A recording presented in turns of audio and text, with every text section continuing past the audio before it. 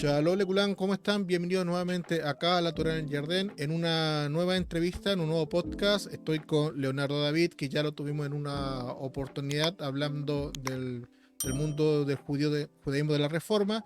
Y hoy vamos a tocar un tema bien interesante. Vamos a hablar de las mujeres en el Tanaj, en la Biblia hebrea, la importancia que ha tenido en el mundo judío a través de toda la historia hasta el día de hoy con las ordenaciones de rabinas en los movimientos del judaísmo del siglo XXI. ¿Cómo está Leonardo?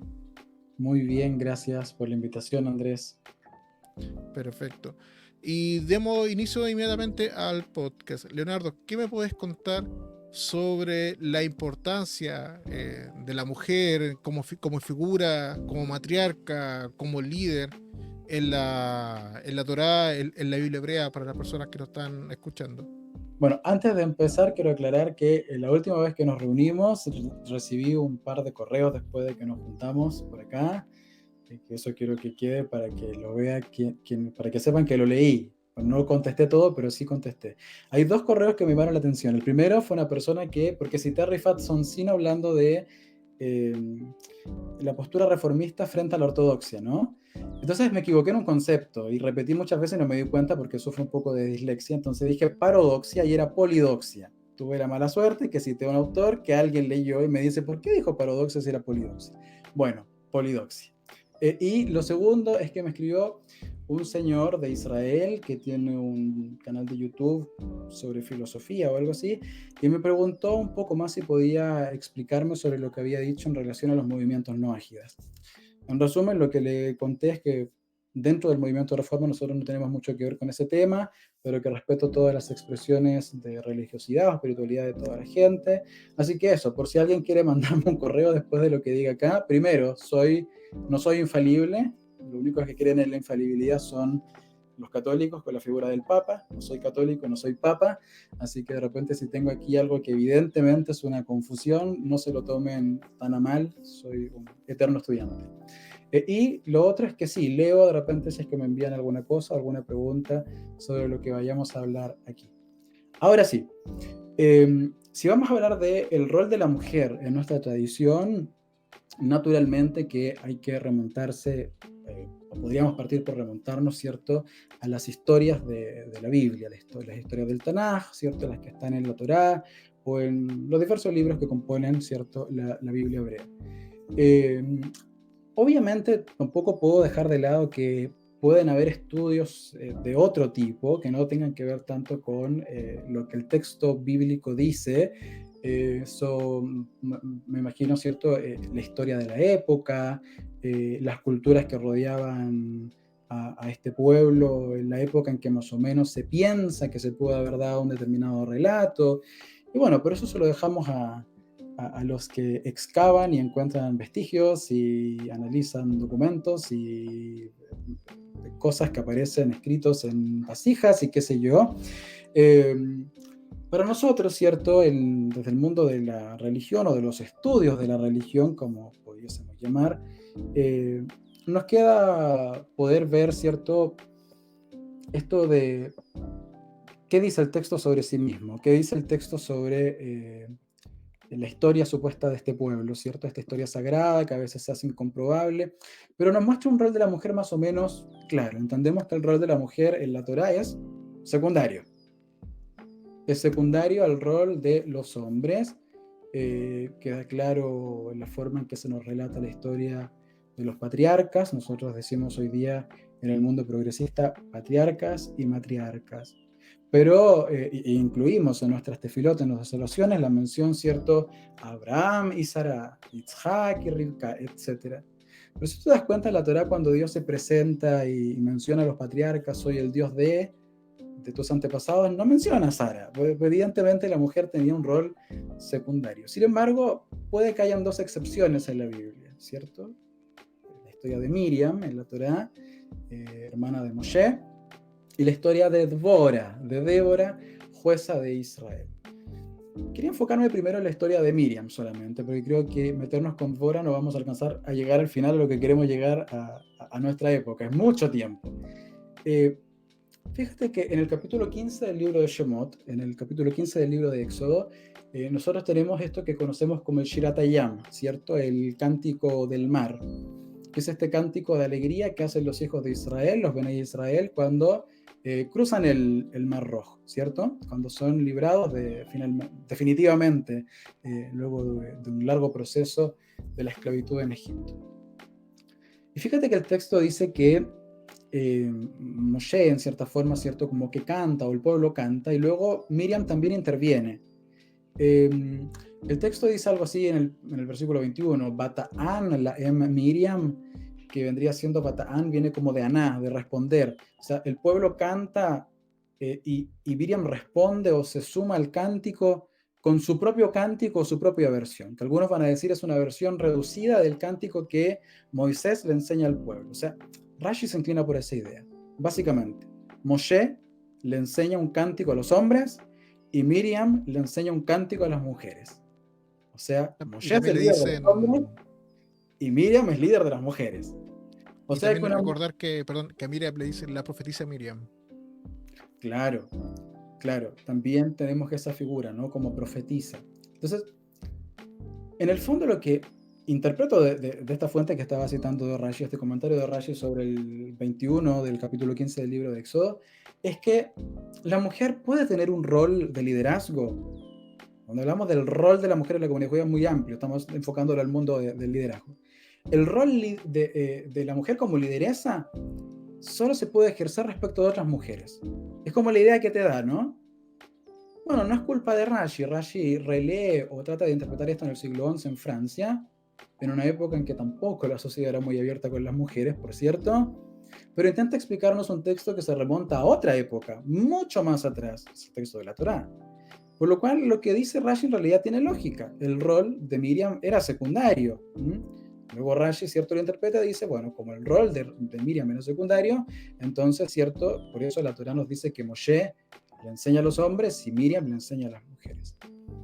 Este modelo, muy vinculado a el etos de la época, pensamos así, al etos de la época en que se da la Torá, o al etos de la época de la que habla el texto, y del etos de la época en que luego comenta Rashi y otra serie de comentaristas, donde siempre dejan a Miriam como una lideresa de segunda categoría, o de segundo nivel, y que además, ¿cierto?, solo ejerce este liderazgo respecto de las mujeres. Hay otras opiniones que dicen que Miriam también era líder de todo el pueblo, tanto de mujeres como hombres, porque recuerda que con su canto la tradición dice que se proveía agua en el desierto a través de un pozo, una especie de un pozo mágico. Tal vez estoy siendo muy exagerado con lo del pozo mágico, pero sí un pozo que lo seguía. En fin, eso ya es un lenguaje más alegórico, midrásico, ¿no? Pero por cierto que se intuye o se lee entre líneas esta idea de que el liderazgo, el rol de la mujer como líder es secundario, siempre secunda a una persona que tiene el verdadero liderazgo, ¿cierto? Que es un hombre. Esta figura de Miriam conserva en cierta forma el carácter, la naturaleza de lo que pudiésemos llamar hoy día, nosotros releyendo, el liderazgo que ejerciera Sara. Sara respecto de Abraham, que vemos que ella toma decisiones, instiga a Abraham a tomar decisiones también, pero es un liderazgo más bien de tipo familiar, que es un modelo que persiste hoy día en ciertos grupos judíos, en la ortodoxia, que la mujer, cierto, puede tener como opinión y poder decisorio, pero en su casa, respecto a la crianza de los hijos y esas cosas, pero lo que nos interesa a nosotros hoy día ver es cómo es el tema del liderazgo público de las mujeres, el rol de la mujer como líder público. Respecto de Sara, Miriam va un poco más allá tal vez, pero sigue en el contexto familiar. Sara es lideresa de su familia, de su clan familiar, tal vez junto a Abraham, podríamos decir, y Miriam es hermana del otro líder, por lo cual también está dentro de la familia. Tal vez una figura en la Biblia que viene a romper con ese patrón de que tú puedes ser una mujer líder dependiendo de con quién estés casada o dependiendo de quién seas hermana, lo hace Débora, de la cual sabemos poco, no sabemos muy bien quién es su marido, no sabemos muy bien, en fin, te das cuenta, entonces no hay por ahí una validación de, mira, esta mujer en realidad era hija de gente importante o esposa de gente importante, de un hombre importante, entonces por eso cierto ejerció el liderazgo.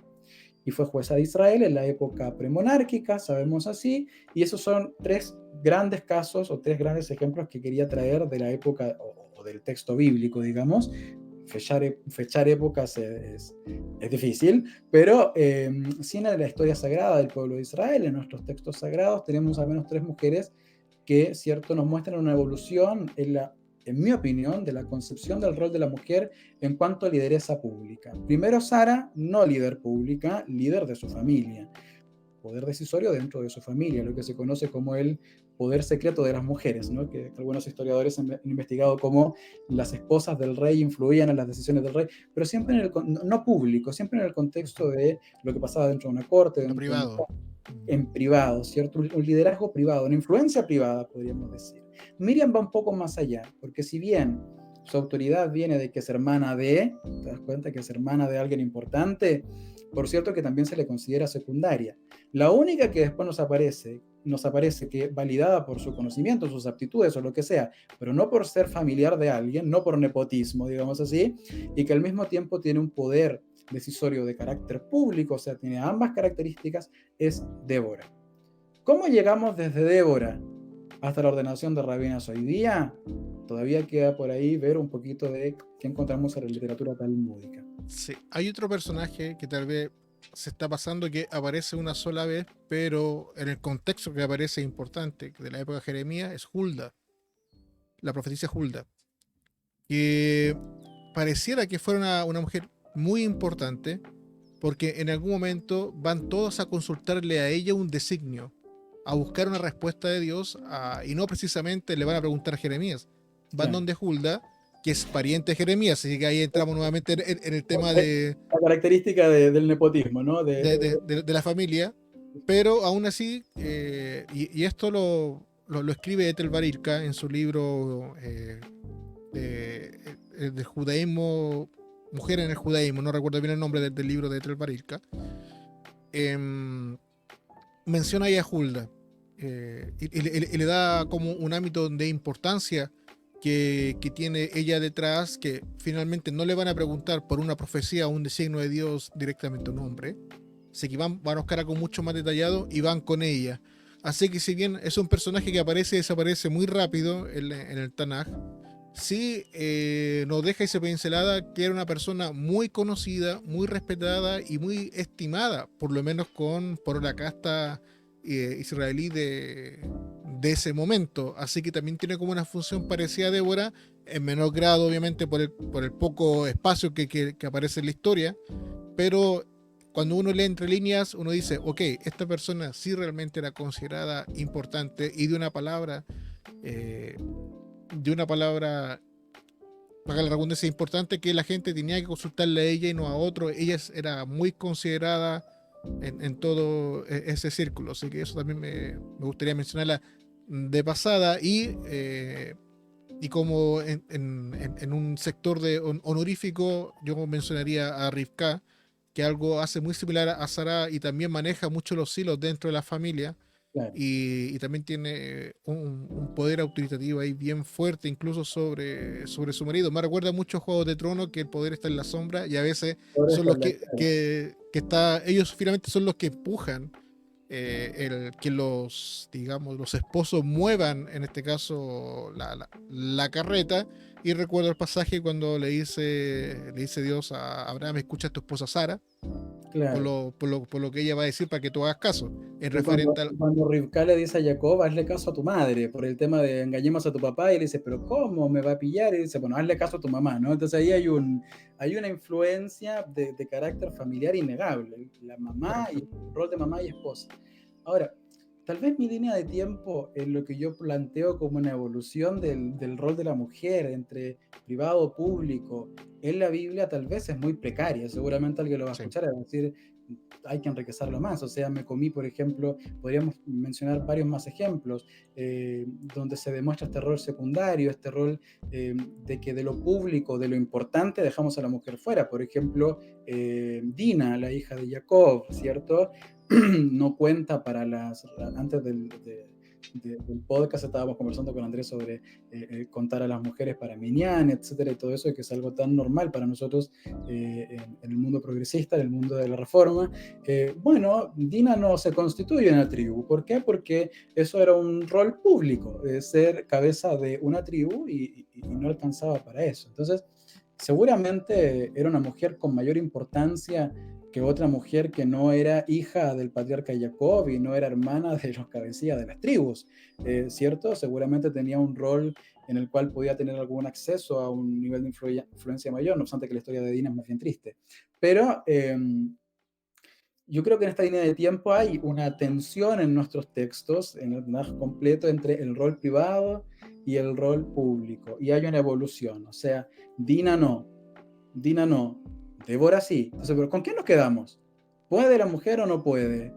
O sea, nos enteramos recién en la época de Débora que la mujer sí podía tener una participación pública. Qué mala suerte para Dina. Podría haber sido la matriarca de una de las tribus. Podríamos haber tenido la tribu de Dina. Bueno, el texto da para hacer ese tipo de reflexiones. Pero hay algo que me dijiste tú recién, que quise subrayarlo. Noté aquí, andaba buscando una hoja. Hablamos, y los dos, y me acabo de dar cuenta que yo igual mencioné el concepto, recién ahora con el tema de Dina. ¿Qué es una mujer importante? Para nosotros en el siglo XXI todas las mujeres son importantes, eso es un hecho, importan en la vida, ¿cierto? No solamente en nuestros hogares, también en nuestro trabajo, en nuestra vida cotidiana, en la vida comunitaria. Pero ¿qué es una mujer importante? Y tal vez ahí nos sirve ir a fuentes talmúdicas, ¿no? A las fuentes de nuestros sabios que quise traer para compartir, que son dos, no traje mucho, tal vez alguien que ha investigado más sobre este tema encuentre que igual es muy, pero creo que da pie para investigar y analizar más. Cuando me preparé para venir a esta entrevista, me acordé de una clase que tuve en el Instituto Rabínico, una clase con uno de mis profesores, cuando estudiamos la Mishnah Brajot. En la Mishnah Brajot, en el capítulo 3, perdón, Mishnah 1, se dice algo así como que las mujeres, me encantaría citarlo, pero de verdad no traje, estoy sin apoyo visual, pero dice que las mujeres, los esclavos y los niños están exceptuados o exentos de la recitación del Shema, ¿cierto? De cumplir con la mitzvah de Kriyat Shema, la Sí, recitación del correcto. Shema Israel, ¿sí? Mm. Para los que no saben, Shema Israel, ¿cierto? Escucha a Israel, Adonai nuestro Dios, Adonai es uno, que es algo que se entiende que hay que repetir según la tradición en la noche y en la mañana, ¿sí? Por la interpretación de la Torá, etcétera, y mucha gente lo hace. ¿A qué iba? Antes de perderme. Este rol de la mujer que nosotros vemos en la Torá que es secundario, se mantiene aparentemente en la época de la Mishnah. Estamos hablando 2 siglos antes de la era común en adelante, hasta que se compila y qué sé yo. Y se nos dice entonces que el hombre tiene que cumplir preceptos religiosos porque el hombre adulto es importante para la vida religiosa, que estaba vinculado ¿a qué? A la vida pública, ¿cierto? A reunirse en una asamblea, a rezar. Entonces, como la mujer no era relevante para la vida pública, no lo dicen textualmente, la Mishnah no dice la mujer es irrelevante para la vida pública, pero en el fondo lo que quiere decir es lo que reflexionábamos en esta clase que estoy citando. Entonces la mujer, para la cual no es habitual presentarse en este tipo de actividades en público, está exenta de hacerlo, está exenta. Tiene cosas que hacer en su casa, tiene cosas que hacer en el ámbito privado. Entonces, la seguimos dejando en segundo lugar. La seguimos dejando en segundo lugar. Pero fíjate que hay otra fuente talmúdica, otra fuente de Hazal, digamos, de nuestros sabios, que se abre a una nueva lectura que en mi mente me parece que es similar a la tensión que hay en la Biblia, que ya dijimos, esta tensión entre vida privada o rol privado o rol público, que está en el Tratado de Pesajim. No me pidan textualmente la página, creo que es la 103A, no recuerdo bien, pero creo que lo estudiamos nosotros juntos, Andrés, cuando estudiamos el Tratado de Pesajim. Sabemos que en el Seder de Pesaj tenemos cierto la costumbre de comer reclinados. ¿Por qué? Porque estamos celebrando la libertad y ¿quiénes comían reclinados? Los libres. Los libres. Los esclavos le servían a los señores las uvas en la boca. Entonces se preguntan los sabios si ¿Todos tienen que reclinarse en el Seder de Pesaj o solamente los hombres? Otra vez en esta idea que ya teníamos en la época de la Mishnah, ¿cierto? Como ya vimos en el Mishnah Brajot. Para el hombre es la vida religiosa pública. Mujer, niños, esclavos están exentos. Bueno, ¿qué hacemos en el Seder de Pesaj? La mujer también se tiene que reclinar. ¿Puede una mujer celebrar que es libre? No es libre, pues si le pertenece a su marido. Así se pensaba en la época. No tiene libre disposición de bienes. ¿Cómo se va a reclinar?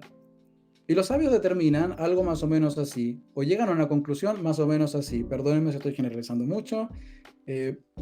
Dicen que la mujer por regla general no se tiene que reclinar, salvo que sea una mujer importante.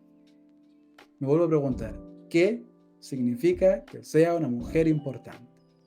Volvemos a la lógica de la época de la Biblia, dependiendo de con quién esté casada, de quién es hermana, cuáles son sus nexos, su riqueza, o también puede ser por su capacidad, como en el caso de Débora. ¿Quién es? Una mujer importante. Entonces, me llama la atención esto, ¿no? Que ya en la época del Talmud, si bien todavía el rol de la mujer era secundario en la vida pública en general, no habían emperadoras tampoco en las grandes potencias que nos rodeaban, no existía. Y en nuestro propio mundo no existía la suma sacerdota. Entonces, a pesar de que todavía, cierto, el rol de la mujer era secundario, se reconocía de que podían haber casos en que hubiese mujeres que tuviesen un rol social importante, que ameritase que hicieran cosas que tradicionalmente hacían los hombres. ¿Por qué? Por el etos de la época y por cualquier otra razón que se quiera escribir. Ahora el Sí, tema es... sí, déjame dejarte un punto. Me acordé de tres cosas. Primero me volví a acordar de las hijas de Zelofajad, que ellas hacen algo, rompen con lo establecido. Incluso el texto te dice que Moisés no sabía qué hacer y Dios tampoco sabía qué hacer. Los que finalmente llegan a un consenso, Dios le dice a Moisés, ok, esto es lo que vamos a hacer porque bien hablado, inteligentemente han hablado las hijas de Zelofajad, lo que ellas hagan, lo que ellas dicen, lo hacemos de esta forma y nosotros colocamos los detalles. Entonces ahí hay una irrupción del modelo que se llevaba estableciendo porque Moisés no sabía qué hacer. Entonces ahí Claro. tenemos un rol importante de la inteligencia de la mujer, también pues capaz de romper todos los moldes que tenían para la época. Y también en las historias del Talmud también se discuten, tal vez los va a tocar, pero no adelantarme, eh, hay historias de esposas que son muy importantes dentro de las familias que incluso ocupan talit y ocupan tefilín. La hija de Rabbi Eh, Akiva usaba tefilín.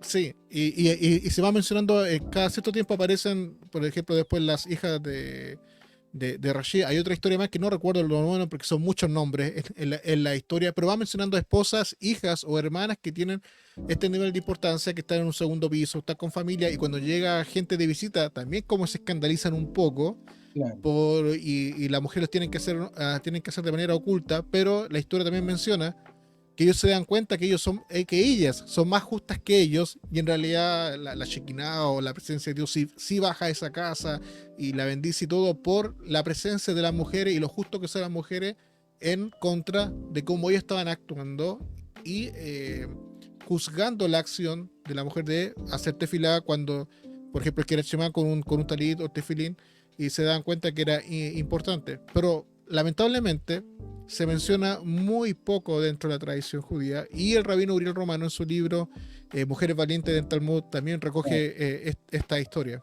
Adelante. Por cierto, el rabino Uriel Romano ha hecho un trabajo de investigación y análisis mucho más profundo sobre este tema. Pero increíble cómo se le vienen a uno a la cabeza muchos ejemplos. Tú mencionaste el ejemplo de las hijas de Tzlofad, ¿no? Que ellas le piden a Moshe pronunciamiento sobre una situación que tiene que ver con leyes de herencia, con leyes hereditarias, y terminan teniendo razón. Entonces, yo creo que esta capacidad, ¿cierto?, por algún tiempo, ¿cierto?, simplemente se excluía porque sí, porque era la tradición, porque era el ethos de la época, por la razón que fuese. esta voluntad de entrar en un diálogo con las mujeres y razonar con ellas, tenemos muchas fuentes que la respaldan. Por ejemplo, tú mencionaste casos en que se considera a las mujeres en el Talmud. Yo te pongo un ejemplo mucho más sencillo. Los sabios de repente se les olvidaba el significado de una palabra y empezaban a citar. Escuché a mi empleada doméstica decir, escuché a la chica que limpia en mi casa decir tal, que esta palabra significaba tanto. Ocupaban como base para sus discusiones legales lo que habían escuchado o lo que habían aprendido de una mujer. Entonces, tal vez para nuestros sabios el tema no era tan complejo como fue para nosotros después en el medioevo, o la resistencia que hubo a fines del siglo XIX para abrirse a la idea de que una mujer pudiese ser rabina, que es como el tema al que queremos llegar ahora para traer esto de la época de la Biblia y del Talmud a nuestra época actual.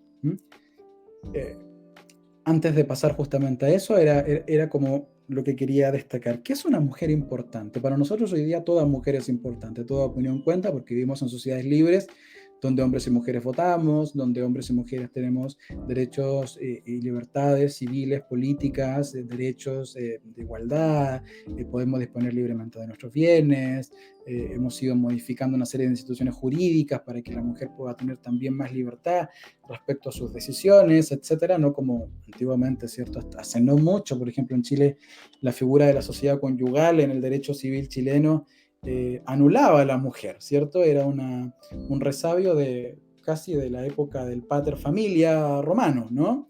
Donde el hombre administraba absolutamente todo. Entonces, la época de la Biblia, por cierto, y la época del Talmud no era muy distinta a esta figura que estamos hablando ahora nosotros. Eran sociedades patriarcales, eran sociedades patriarcales. La mujer efectivamente tenía un rol secundario, pero siempre, como decía Andrés, aparecía una que otra que rompía este esquema y se ganaba un lugar.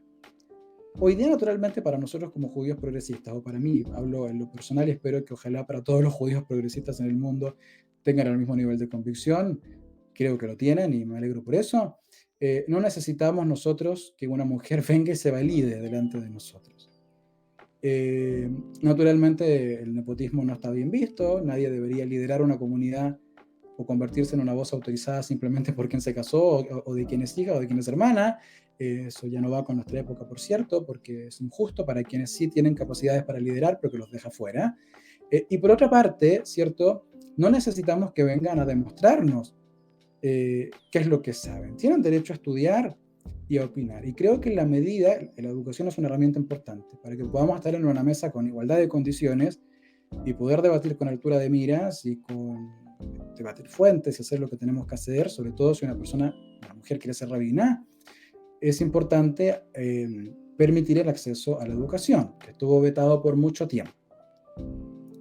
Fíjate que a finales del siglo XIX comenzó una especie de clamor popular dentro de la comunidad, no popular, impopular, todavía no era muy popular dentro de la comunidad judía, sobre todo entre ciertos sectores más bien académicos que decían, why not? ¿Por qué la mujer no puede ser rabina? Pero quedó ahí. Hasta que aparece la historia de la rabina Regina Jonas. Jonas, sí. Que ahí hay que darle un punto al papá de la rabina Regina Jonas, que ella nació en una familia ortodoxa, ella no era reformista, no pertenecía 1902. 1902, gracias por el dato. Y ella crece en el mundo ortodoxo y es el papá el que acaba en una decisión de papá. No necesito consultar con nadie, no necesito mandar cartas a Israel ni pedir autorizaciones al rebe de la época o quien fuera. Como decisión de papá, decisión parental, decide que le va a enseñar el Talmud a su hijo y a su hija por igual. No habría una rabina Regina Jones, no hubiese existido una rabina Regina Jonas, le había cambiado el apellido, perdón, Slijá, les dije que tengo dislexia, Regina Jonas, si el papá le hubiese enseñado Talmud al hijo y no la hija. Interesante. Bueno, ella finalmente es llevada a los campos de concentración, es ejecutada por los nazis y tenemos recuerdos de ella porque ejerció su labor, lo que Marshall Mayer en en Argentina popularizó como pastoral, que era como raro hablar de eso en el rol rabínico. Ángel Kreiman en Chile igual hablaba mucho de eso, del rol pastoral del rabino. Ejerció labores pastorales, entiéndase, de consuelo, de apoyo a otras personas que estaban en su misma situación, y de lo cual tenemos testimonios y nos quedó memoria porque trabajó junto a Viktor Frankl, el padre de la logoterapia, que prestaba ahí el apoyo de un punto de vista más bien terapéutico, mientras que la rabina ejercía este apoyo más bien espiritual. Curiosamente, en el mundo de la reforma nos demoramos mucho más. Dijiste 1902, me hubiese encantado decir que la primera ordenación de una mujer fue en 1901, 1902 en una comunidad reformista. No fue así, nosotros nos demoramos, tuvimos nuestra primera ordenada en 1972 en la Hebrew Union College. Y justamente después de un debate sobre esto, why not? ¿Por qué las mujeres no pueden ser ordenadas rabinas? Y luego ya vendría, cierto, una ordenación, no quiero mentir, pero creo que reconstruccionista, y luego de eso vino la Mazartí, y luego de eso ya se popularizó en el mundo ortodoxo. No obstante que hasta hace 2 o 3 años no era común ver una rabina ortodoxa a cargo de una congregación. Sí vimos en instituciones formativas o educativas ortodoxas que le dieron una semijá a una mujer, una ordenación rabínica a una mujer, pero no ejercían. No Correcto, no ejercían. ejercían. Sí. O ejercían un rol secundario Secundario de o con enseñanza, mujeres. claro, a las mujeres, ¿cierto? Para enseñar a las mujeres. Pero hace 2 o 3 años atrás vi ya una noticia en Estados Unidos de una rabina ortodoxa, ordenada en la ortodoxia, que ya tiene a cargo una congregación completa, donde enseña a hombres y mujeres, lo cual es un avance. Qué raro que se hayan demorado tanto en llegar a ese nivel de avance, habiendo sido en su seno donde surge efectivamente la primera rabina de la historia. Pero mujeres importantes en nuestra tradición, me da risa porque digo mujeres importantes y todavía no definimos bien qué es una mujer importante, pero mujeres importantes o con relevancia pública en nuestra tradición existieron siempre. Pero estaba esa tensión que podemos analizar o que humildemente me atrevo a proponer, está en los textos bíblicos, está en nuestra literatura rabínica, la tensión de, pero la mujer, ¿qué hacemos en ese limbo entre la vida pública y la vida privada? Bueno, hoy día en el siglo XXI ya no tenemos ese conflicto, pienso yo, porque hombres y mujeres tenemos vida pública y privada. Entonces, ¿por qué le tendríamos que impedir a un hombre que ejerciera un cargo de liderazgo comunitario porque es papá? No tiene obligaciones por ser papá. Es que la mujer tiene que estar en la casa por los niños, entonces no puede dedicarse a la comunidad. Son estereotipos de género de los cuales nos hemos hecho conscientes en nuestra época, y que con más razón, si ya existió una Regina Jonas en 1902, con más razón en el 2024, ¿cierto? Deberíamos tener más rabinas todavía, y no solamente en la reforma, sino también en todos los movimientos, llegando a un consenso. Las mujeres pueden, y me atrevo a decir que también en algunas ocasiones deben asumir la responsabilidad de formar a otros, no solamente a sus hijos, no solamente a otras mujeres, sino que también, ¿cierto?, comprometerse con la continuidad del pueblo judío. Y para eso es determinante que ellas se formen y ayuden a formar a los demás, en este ideal de ser alumno y ser maestro. Sí, quiero agregarte un par de puntos. Yo cuando investigué sobre los inicios del liderazgo femenino dentro del judaísmo y llego a Regina Jonas, la costumbre, perdón, Jonas, en Berlín dentro de una familia ortodoxa, me sorprendió siendo que el mundo judío reformista ya venía con un tiempo funcionando y el mundo mazortí ya estaba naciendo. Me sorprendió que se demoraran tanto en quebrar este paradigma de que la mujer, si bien podía liderar instituciones judaicas, como lo hizo Regina, o otras mujeres, podían enseñar en ciertas cosas en las instituciones judaicas, en las universidades o en temas laicos, porque ya había muchas profesoras, pero en el ámbito laico. Pero cuando entramos al mundo judío en el ámbito de liturgia, en el ámbito de un seder, o de dirigir una comunidad, todavía estaba ese temor de soltar, digamos, la vara digamos, en términos modernos, de este machismo que había hace el siglo XX, XXI, XIX, XX, XXI, que fue muy difícil de romper.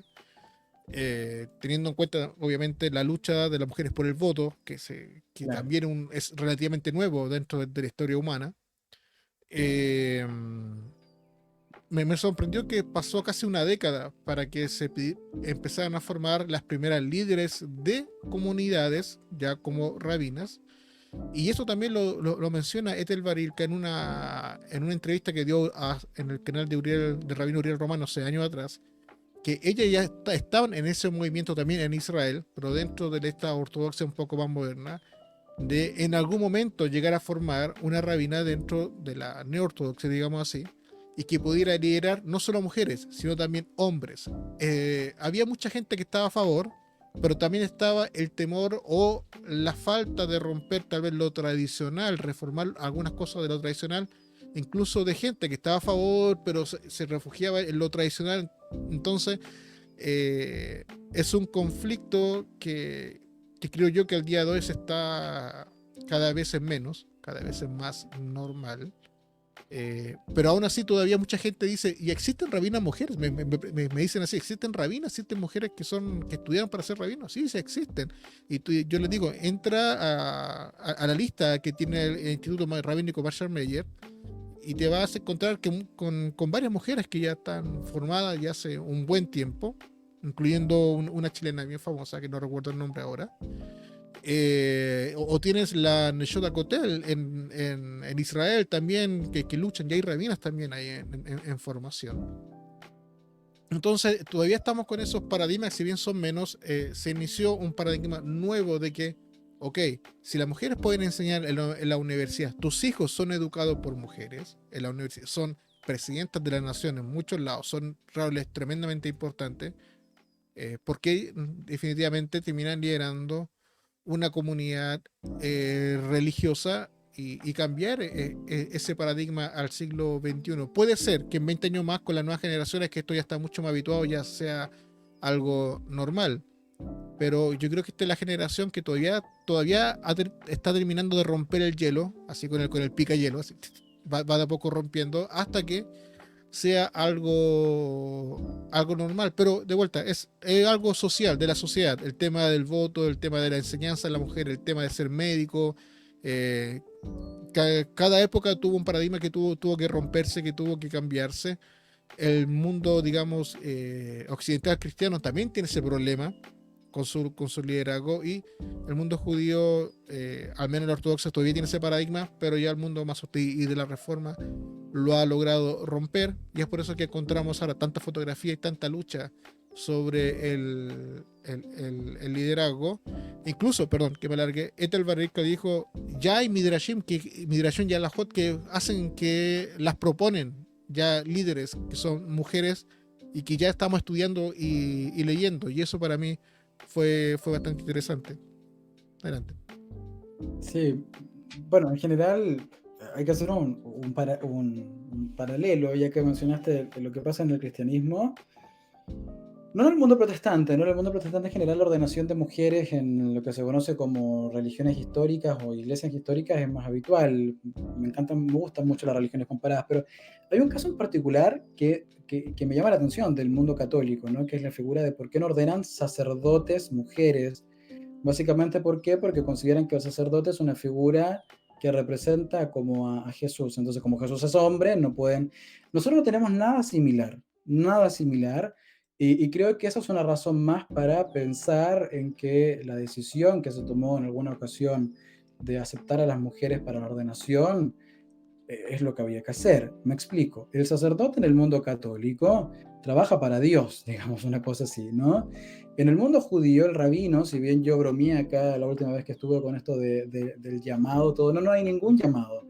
Hay una vocación de servicio a la comunidad, hay un trabajo de tú a tú, es muy terrenal el trabajo de un rabino, es estudiar mucho, es conocer muchas fuentes y estudiar con tu comunidad y tratar de responder preguntas dentro de un marco, digamos, que se pueda sustentar teóricamente o que también, digamos, no vaya en contra de la lógica y al ethos de la época en que vives, porque al menos para mí, como que estoy en camino, que quiero ser algún día un rabino reformista, para mí, cierto, ser un hombre de mi época es tan importante como saber qué dijo tal o cual, o qué dice el Shulchan Aruch y qué dice el Mishneh Torah, digamos, por dar un ejemplo. Entonces, encontré una fuente que es una responsa rabínica de la conferencia americana de la conferencia de rabinos, la conferencia de rabinos reformistas americanos. Les recuerdo que tengo dislexia, así que si lo dije al revés, no se preocupen. Es una responsa de 1922 y tiene una particularidad muy interesante que recoge la discusión sobre la ordenación de mujeres. Entonces, se hace una clase primero, se hace un análisis como el que hicimos acá, pero se hace todo lo contrario a lo que hicimos nosotros, que estábamos buscando ejemplos donde sí, bueno, acá se buscaron todos los ejemplos donde no, digamos una cosa así, o se le pone mucha énfasis, se dice, el Midrash, aquí en el Midrash dice esto, aquí en esta otra fuente dice esto otro, aquí, en fin, ¿sí? Entonces, por ejemplo, citan un Midrash sobre, qué sé yo, el libro de números y dicen que de ahí se desprende o ahí se enseñó que las mujeres no podían opinar o tomar decisiones sobre temas religiosos o rituales. Entonces, luego de exponer todo eso, el expositor le pregunta a estos rabinos que están aquí, del cual queda, esto es como una hoja de Talmud, pero moderna, digamos. Les dice, bueno, ¿qué opinan ustedes? Esto está en la tradición para decir que no. ¿Qué opinan sobre eso? Y mira, tengo una aquí, si la traducción no es muy buena, perdónenme, pero es traducido hacia el ojímetro. Dice, la opinión del rabbi Samuel S. Cohen. Dice, deseo llamar su atención sobre el hecho de que otras profesiones, ojo, se está refiriendo al rabinato como profesión. No tiene nada que ver esto con vocaciones divinas y cosas. Es una profesión. Entonces dice, hay también otras profesiones donde hay una gran cantidad de prejuicios contra las mujeres, incluso cuando administran con un éxito considerable su trabajo, su quehacer. Se imagina que las mujeres agradecerían los servicios de las mujeres médicas, pero en la práctica real se afirma que las mujeres se oponen más amargamente a las mujeres que a los hombres. Ojo, está diciendo, mira, no solamente el tema de la discriminación de la mujer se da aquí porque nosotros no dejamos que las mujeres sean rabinas, pero también hay que atender a la realidad, ¿no? Que a veces, ¿cierto? Una mujer de esa época prefería atenderse con un hombre médico porque pensaba que el médico hombre sabía más que la médico mujer. Entonces, uno se pregunta, ¿ve esto? Sí, puede ser, es una generalización. Teníamos el derecho a prevenir algo que eventualmente podía pasar. No, no dejemos a las mujeres que se ordenen rabinas porque tal vez alguien va a pensar que saben menos que un rabino hombre. Es una suposición, ¿no? O sea, son argumentos que van dando y que explican por qué finalmente sí terminamos ordenando a una mujer en 1972. Porque no había argumentos para oponerse. Y aquí hay otra opinión. Rabino Frisch dice, hemos hecho, mira, la propuesta era, esto dice la tradición para decir que no hay que ordenarlas. ¿Qué hacemos con esa tradición? Y mira lo que dice aquí este rabino. Dice, hemos hecho mayores desviaciones de la tradición en el judaísmo reformista que la que tenemos ante nosotros. O sea, hemos hecho, si lo que están postulando es que nos desviemos un poquito de la tradición para permitir la ordenación de mujeres, les aseguro que hemos hecho en el pasado ya desviaciones mucho más grandes y mucho más importantes solo porque el etos de la época lo demanda. Un ejemplo que se me viene a la cabeza es la discusión que hubo en el movimiento de reforma para llegar finalmente, hace no muchos años atrás, 10 años, una década, un poco menos, a declarar que íbamos a celebrar Jupá igualitaria, considerándola Kiddushin, digamos. Que tuvimos ahí algunas respuestas que estaban en la decisión, sí, se puede dar una bendición, pero en realidad no es Kiddushin. Y luego llegamos a la conclusión que sí. Entonces, ¿por qué se llega a la conclusión? Uno compara estas respuestas del movimiento de reforma con respuestas del movimiento masortí, donde se dan muchas más vueltas en términos alágicos y todo el asunto. Nuestra respuesta finalmente queda como queda en cuanto, por ejemplo, al matrimonio igualitario, a la jupá igualitaria, básicamente porque el etos de la época lo demanda, porque civilmente ya existe, porque tenemos que atender a los congregantes que tienen una forma distinta de amar, ¿cierto? Y tienen su derecho a amar de la forma en que viven. Y tratamos de darle un marco, pero cuando ya no se puede seguir profundizando, porque tenemos un texto en la Torá que evidentemente, ¿cierto?, no es gay friendly, y tenemos una literatura rabínica que no es gay friendly, No nos podemos limitar por esa literatura. Tenemos que hacer lo que demanda nuestra época. Y en el caso del movimiento Reforma, de nuestro movimiento, la identificación con los derechos de la comunidad LGBT surge a base a ¿qué? A la lucha de los mismos movimientos LGBT por sus derechos. Entonces lo vimos, nos sensibilizamos, ¿cierto? O sea, yo no fui, pero ¿cierto? Las autoridades de la época lo vieron, se sensibilizaron con la causa de la comunidad LGBT y acto seguido, ¿cierto? Traen de eso acá, le tratan de dar un marco, se dan cuenta que no se puede hacer un pinkwashing de la Torá, es imposible, ahí tiene textos que son irreconciliables con el pensamiento de la época de nosotros, pero están, uno de dos, le meto mano o trato de hacer algo que vaya con la época de nosotros, reconociendo que en otra época fue distinto. Bueno, con las mujeres lo mismo. Con las mujeres lo mismo. Sí, estamos clarísimos de que pueden haber muchas fuentes y muchas explicaciones y muchas decisiones de otras épocas, dados en otro contexto y en otro etos, que pueden servir de justificación hasta hoy para decir que no es adecuado que una mujer sea ordenada rabina. Pero el etos de nuestra época y la realidad de nuestra época nos demanda lo contrario. ¿Qué hacemos? Entonces, es interesante esta línea de tiempo brevísima que hemos hecho en 45 minutos, no sé en qué momento hablé tanto, para analizar esto de cómo llegamos a tener lo que tenemos hoy día. Seguramente en la ortodoxia la forma de razonar fue otra. No creo que un rabino ortodoxo haya dicho, o un grupo, bueno, la ortodoxia no es un movimiento organizado, ¿no? Son varios grupos, y uno dice la ortodoxia, pero no me imagino un rabino ortodoxo diciendo, sí, mira, la Torá dice esto, pero da lo mismo, hoy día hay que hacer esto otro. No me lo imagino porque sé que ellos se entrampan mucho más en tratar de no sé, creo que están mucho más limitados por las letras, al extremo que me da la impresión que no son capaces de ir al espíritu de las letras, a lo que hay detrás de las letras.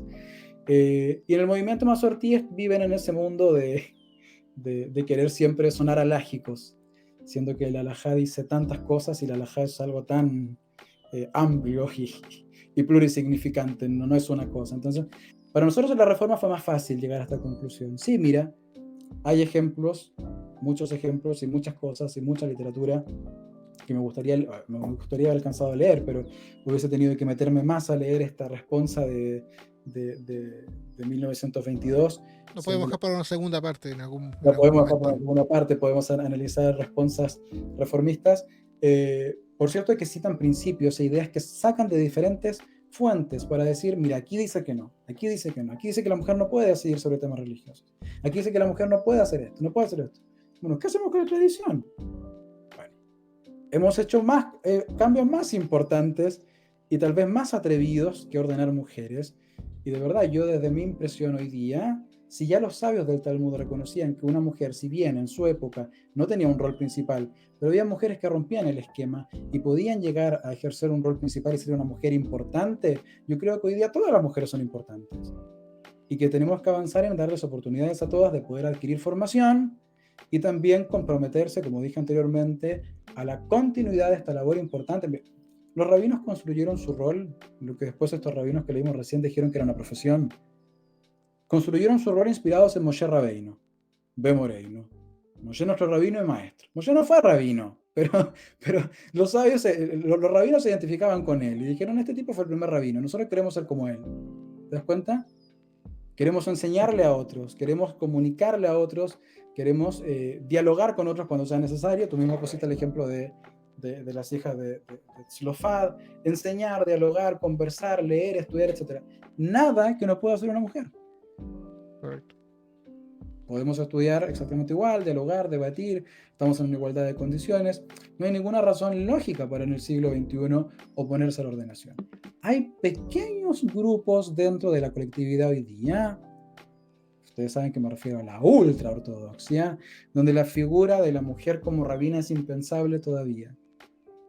Pero bueno, el ultraortodoxo se viste como en el siglo XVIII, de consecuencia piensa como en el siglo XVIII, seguramente se ha saltado esta etapa.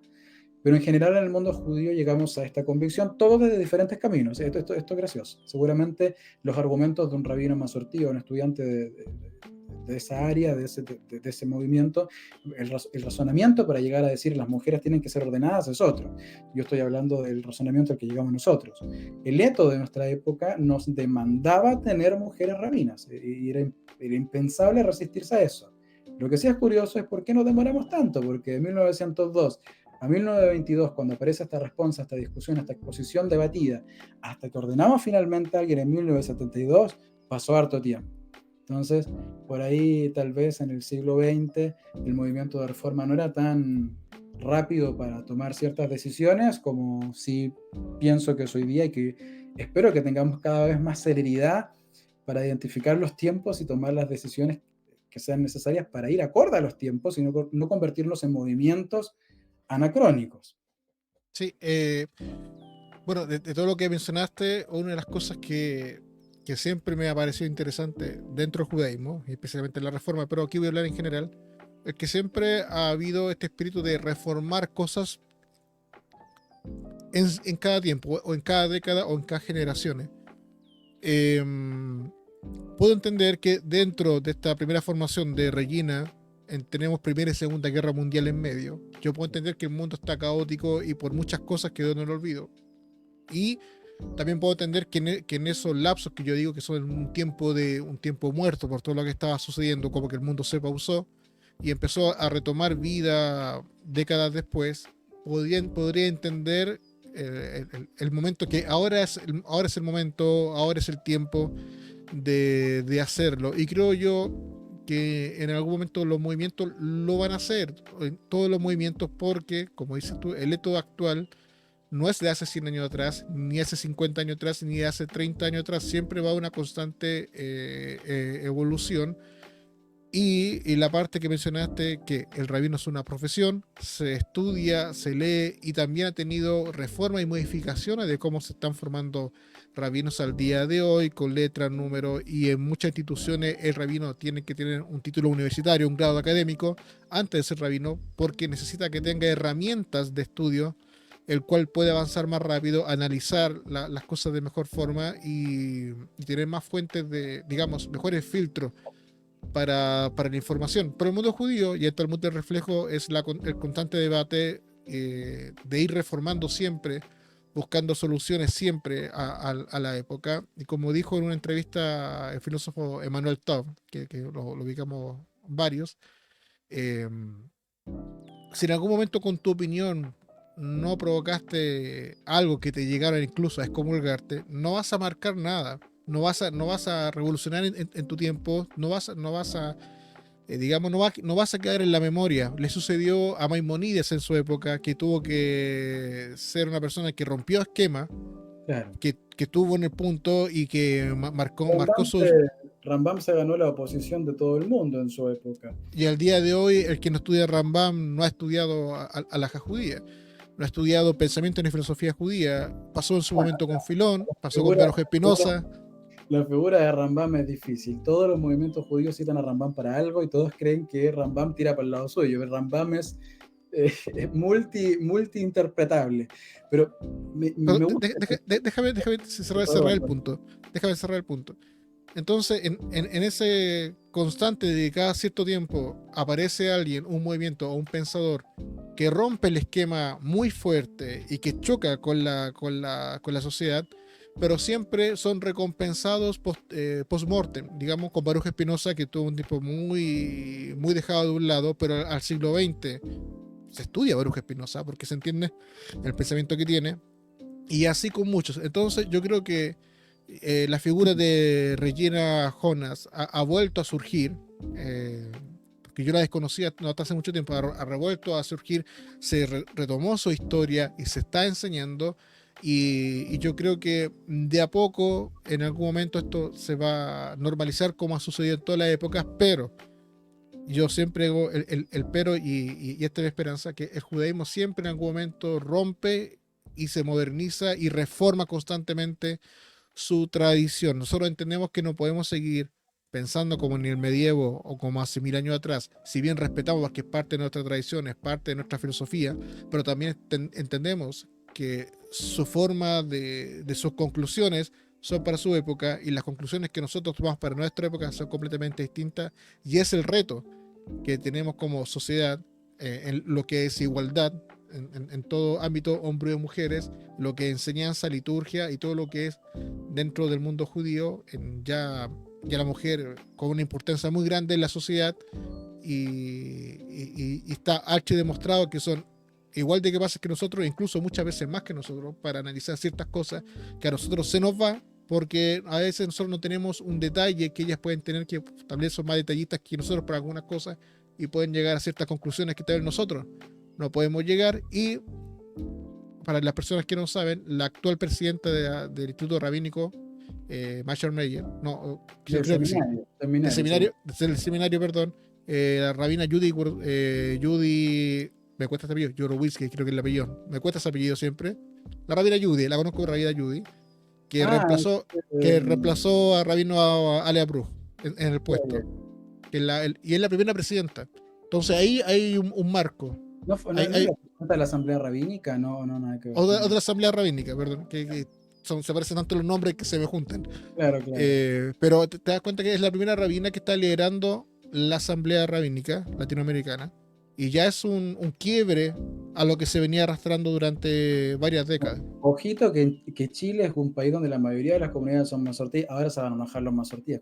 No creo que me vea tanta gente. Pero en el video anterior me escribió un señor, insisto, un señor ortodoxo de Israel, que es famoso aquí en redes sociales por un canal. No voy a mencionar el canal, pero me escribió de Israel y me pidió explicaciones. Ahora me va a escribir alguien mazortí. No, pero como comentario es que la mayoría de las comunidades en Chile donde yo vivo son mazortíes y no hay ninguna rabina. Entonces, por ahí te das cuenta que siempre hay que ir analizando qué es lo que pasa, y lo otro es que si predicamos como movimientos en general dentro del mundo progresista, reformistas, mazortíes, etcétera, pregonamos igualdad y etcétera, creo que se tiene que condecir con nuestras prácticas también. Entonces, habían dos cosas de lo que mencionaste en general acá que quería señalar, ¿no? Como tú decías, ¿no? Esto de la Rabanut como profesión. Ya lo que idearon en el pasado los rabinos, los sabios del Talmud, de identificarse como los que iban a ejercer en adelante el rol que otrora ejerció Moshe Rabbeinu ben Moreinu, es parte del ideario tradicional, ¿no? Y aunque así fuese, nada de lo que se le atribuye a Moshe y que luego los rabinos de la época talmúdica se atribuyen a ellos mismos, se autoatribuyen, es algo que no puede hacer una mujer. Como decíamos, estudiar, leer, resolver un asunto, pensar, analizar una situación, ¿sí? Y por otra parte, en cuanto, ¿cierto?, me gustó eso que dijiste recién, de pensar en el contexto histórico, ¿no? El mundo entre guerras, como tal vez eso pudo haber, seguramente no era una prioridad para el mundo pensar en ordenar mujeres rabinas en ese contexto, ¿no? Pero por cierto que hay que valorar también de que a pesar de que hay una separación considerable entre 1902 y 1972, cuando se ordena finalmente una rabina en la Hebrew Union College, hay que reconocer que hay una voluntad, al menos en el movimiento de reforma, de poder, ¿cierto?, acceder a lo que había que hacer, que era permitir la ordenación de mujeres, y que es una decisión colegiada y debatida, que si bien, como digo yo, se cierra atendiendo a letos de la época, no descuida la parte documental, no descuida la parte que pudiésemos llamar argumental, no descuida la biblioteca judía. O sea, no niega que la Torá tal vez no es el libro más empoderador de mujeres que existe en el mundo, ¿sí? El libro más feminista del mundo. No niega, no dice que el Talmud sea un libro que promueva abiertamente el liderazgo femenino. Es independiente de eso, necesitamos tal vez desviarnos un poquito a fin de hacer una innovación o reconocer una situación que ya no se puede desconocer más.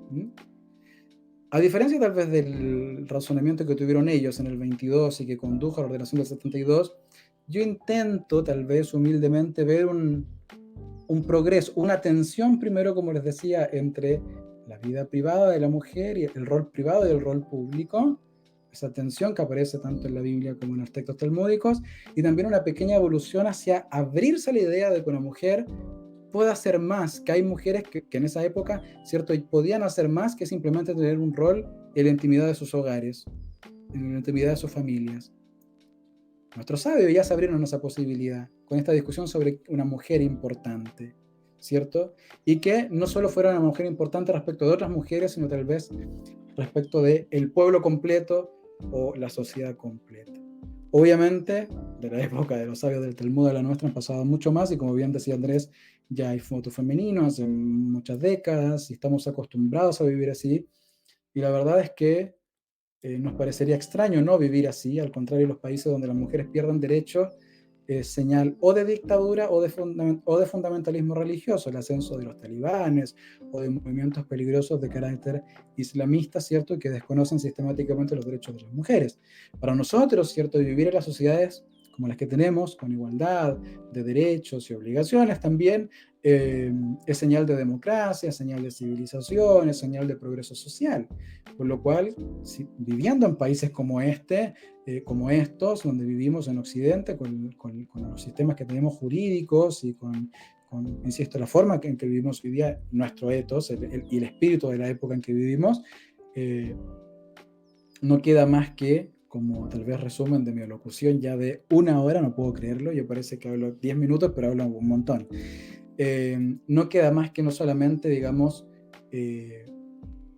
hablar de permitir, no, hay que fomentar los estudios rabínicos de las mujeres, fomentarlos, apoyarlas, y también, por cierto, no solamente darles una ordenación, sino también después darle un púlpito, que creo que es una falla que tienen muchos lugares, no vamos a decir movimientos, sino que hay muchos lugares en el mundo donde se falla en eso, en darles un púlpito a las mujeres, donde finalmente su voz pueda ser escuchada, donde más es escuchada la voz de un rabino o de una rabina es en la prédica del Kabbalat Shabbat, le gusta a quien le guste. Algunos les gustaría que la gente concurriera más a la Keilah a estudiar en semana, no es una realidad hoy en día. La mayor plataforma que tiene un rabino o una rabina es la Bimá, es el púlpito que le dan para que hable 10 o 15 minutos una vez a la semana. Sí, yo creo que estamos bien por el camino en que vamos. Las conclusiones a las que llegamos hasta llegar hoy día a la plena igualdad de oportunidades para que las mujeres accedan a un programa de formación que las conduzca a una ordenación está divino, pero falta el tema de las oportunidades y la igualdad en lo laboral. No sacamos nada con ordenar mujeres para mandarlas a trabajar como secretarias de un seminario o hacer actividades secundarias. ¿Te das cuenta? Porque sigue replicándose modelos que tienen un rol, puedan tener un rol público, pero secundario. No, necesitamos, ¿cierto?, que esas mujeres que ya pasaron por un proceso formativo idéntico al de un hombre, o sea, ni privilegio por ser mujer, más simple ni más difícil, exactamente igual, la misma malla, los mismos contenidos, las mismas experiencias formativas, que tengan también el mismo acceso a los púlpitos. Y eso es algo que yo creo que está pendiente. Creo que es algo que está pendiente de que más mujeres estén a cargo como cabeza de una congregación, como rabina principal de una congregación. Obviamente la reforma estadounidense eso es muy habitual, pero en Latinoamérica no. Y creo que por ahí todavía nos falta reflexionar. Sacarnos completamente de la cabeza que necesariamente el rol público de la mujer siempre tiene que ser secundando a alguien. Yo creo que tenemos que empezar a atrevernos a dejar comunidades en manos de mujeres, sobre todo en Latinoamérica, de rabinas, donde hay muchas comunidades que no tienen rabino y rabina. Por lo cual, si esto llega algún día a los oídos de algún directorio por ahí que está pensando en contratar y no ha contratado a nadie porque no encuentra un rabino, sepa que es momento adecuado de contratar a una rabina. Me importa, como decimos en Chile, un comino, me importa un pepino, me importa un pepino de qué movimiento sea. Obviamente yo Romper podría el paradigma, como digo, hay que romper el romper el paradigma. paradigma. Dejen su congregación en manos de una rabina y vivan por fin en el siglo XXI y demuestren que el judaísmo no es una foto estática en un museo, no es una pieza arcaica de museo. El judaísmo, nosotros caminamos como judíos en la vida y el judaísmo camina con nosotros, por lo cual si nosotros vivimos en el siglo XXI, tenemos que vivir un judaísmo relevante, significativo, del siglo XXI, el cual necesariamente es con mujeres y no con roles secundarios, sino con roles protagonistas y principales en los liderazgos comunitarios. Bien, vamos a dar a finalizado el podcast de hoy. Palabra de cierre de reflexión de parte mía. Tenemos que aprender a romper los paradigmas y los desafíos para este siglo, en el cual debemos atrevernos a hacer cosas nuevas, y las cosas nuevas siempre traen, por lo general, buenos resultados, y perder un poco el miedo. Y esto ya la sociedad ya lo está haciendo, pero ahora también tiene que entrar con estos estudios, y como vuelvo a decir, tenemos las mismas capacidades, tenemos compañeras en la universidad, tenemos profesoras en la universidad, hemos tenido presidentas, ministras con cargos sumamente importantes, con las mismas capacidades o mejores que uno para muchas cosas, y agregar algo más a la tradición, porque nosotros no es que cambiemos la tradición, agregamos cosas a la tradición, porque vamos agregando y la tradición sigue creciendo. Así que muchas gracias. Palabra al cierre, Leonardo. Perdonen lo poco, si pueden profundizar más, como ya ahí mencionó Andrés, hasta el libro de Ethel, el apellido, ¿cómo era? Judaísmo femenino de Ethel Barilka. También está este libro del rabino Uriel Romano. Hay material, pueden buscar mucho más, insisto, perdonen lo poco, perdonen lo hiperventilado de repente también, si algún momento tuve algún lapso de dislexia, pero comparto desde el corazón lo que puedo compartir y comparto también con Andrés sus apreciaciones. Espero que nos sigamos atreviendo a seguir construyendo judaísmo, porque queda mucho por hacer y mucho por avanzar y muchas realidades actuales que atender. Gracias por la atención y los saludo a todos. Nos vemos en otra entrevista, en otra ocasión. No olviden, si llegaron hasta acá, espero que sí, suscribirse, compartir, dejar un like, que ayuda mucho al canal, que estamos creciendo. Ya nos queda poco para llegar a ser 1000, así que vienen pronto nuevas entrevistas, bastante interesantes, así que no olviden suscribirse al canal y nos vemos en otra ocasión. Shalom, que estén todos muy bien. Bye bye.